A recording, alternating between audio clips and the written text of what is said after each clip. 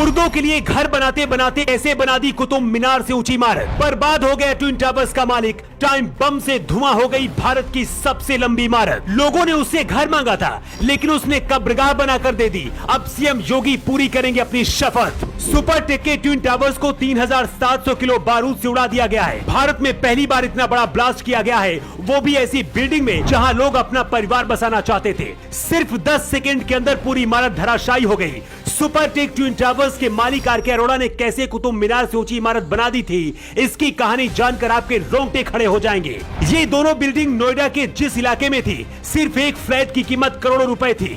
हर किसी का सपना होता है कि अपनी कमाई से खुद का एक घर बनाए, लेकिन अगर करोड़ों रुपए देने के बाद भी आपको ऐसा घर दे दिया जाए जो कभी भी कब्रगाह बन सकता है, तो इससे बड़ा धोखा और क्या हो सकता है। ट्विन टावर्स के मालिक आरके अरोड़ा ने कुछ ऐसा ही किया था। कहानी शुरू होती है 23 नवंबर 2004 से, जब नोएडा अथॉरिटी के सेक्टर 93A में ट्विन टावर के मालिक आरके अरोड़ा को उनकी कंपनी सुपरटेक के लिए एक प्लॉट दिया था। इस जमीन पर सिर्फ ग्राउंड फ्लोर समेत 9 मंजिल तक मकान बनाने की अनुमति दी गई थी, लेकिन इसके बाद ट्विन टावर के मालिक आरके अरोड़ा ने पैसे देकर नोएडा अथॉरिटी के अधिकारियों को खरीदना शुरू कर दिया। 2012 आते आते दोनों ट्विन टावर को 40 मंजिल तक करने की अनुमति नोएडा अथॉरिटी के अधिकारियों ने पैसे डकार कर दे दी। इसकी ऊंचाई 121 मीटर तक दी गई थी, मतलब ये भारत की सबसे ऊंची इमारत थी।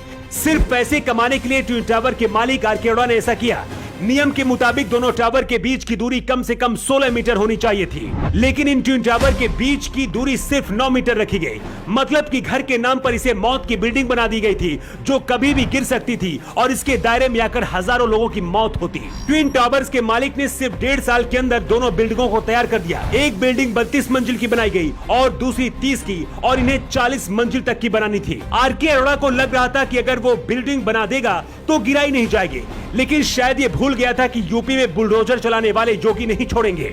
बीजेपी का आरोप है कि अखिलेश यादव सरकार में इसे बनाया गया था और योगी सरकार आते ही इस पर एक्शन लिया गया। जिन लोगों ने सुपरटेक ट्विन टावर में रहने के लिए घर लिया था, वो 2012 में इलाहाबाद हाई कोर्ट पहुंचे थे। इसके बाद सुप्रीम कोर्ट ने 2021 में इसे गिराने का आदेश दे दिया था। इस पूरे मामले की जांच योगी आदित्यनाथ ने भी करीब 1.5 साल तक कराई और इसके बाद सुपरटेक के ट्विन टावर्स को 3700 किलो बारूद लगाकर उड़ा दिया गया। आरके अरोड़ा ने 1995 में एक कंपनी की शुरुआत की थी, लेकिन कुछ सालों में ही रियल एस्टेट का किंग बन गया।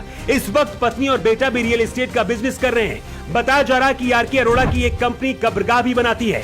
इस वक्त दर्जन भर से ज्यादा कंपनियों का मालिक बन चुका है अरोड़ा परिवार, जिनकी जांच अब योगी सरकार कर सकती है। इस बिल्डिंग के गिरने के बाद योगी आदित्यनाथ का भी बयान आ गया है। सीएम योगी ने कहा है कि आरोपियों को किसी भी हालत में नहीं छोड़ा जाएगा। जनता के साथ इतना बड़ा धोखा करने वाले ट्विन टावर्स के मालिक को कैसी सजा मिलनी चाहिए, कमेंट बॉक्स पर आप लिखकर जरूर बताएं। न्यू टाइम्स के लिए ब्यूरो रिपोर्ट।